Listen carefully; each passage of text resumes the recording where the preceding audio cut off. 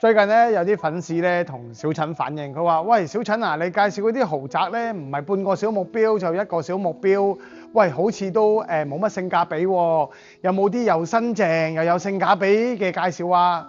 今日咧小陳咧幫你驗到好東西啦，就係呢一間1700尺實用、自帶1100尺花園嘅別墅，仲可以泊到4部車添。究竟有幾大？跟小陳過嚟呢邊啦。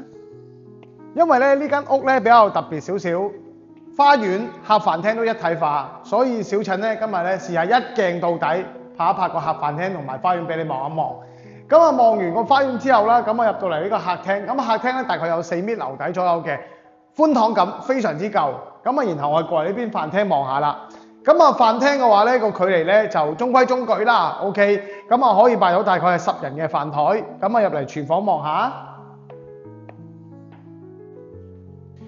咁啊睇完個客飯廳之外啦，咁一定要睇一望個廚房啦。咁啊廚房基本上咧就基本設施有齊㗎啦，咁亦都會自帶個工人房嘅。我哋呢邊望下。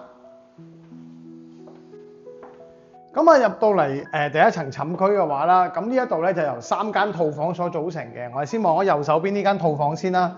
咁啊右手邊呢間套房嘅話咧，大概咧就4尺半床至5尺床冇問題㗎啦，三邊落床。咁亦都會自設個衣櫃位同埋個洗手間嘅。咁啊睇完右手邊嗰間客房啦，又到左手邊呢間客房啦。咁呢間客房嘅話咧，主要景觀就望翻自己個內園就比較幽靜少少噶，大家可以望下。大細都會同頭先嗰間客房係差唔多嘅。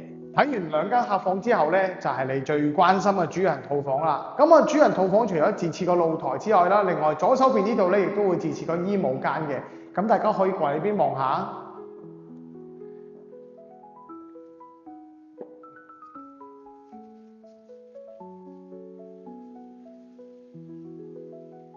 好啦，今日個單位就睇住咁多先。如果大家想知道佢有幾高性價比，方便喺下面留言俾我啊，我會即時通知你嘅。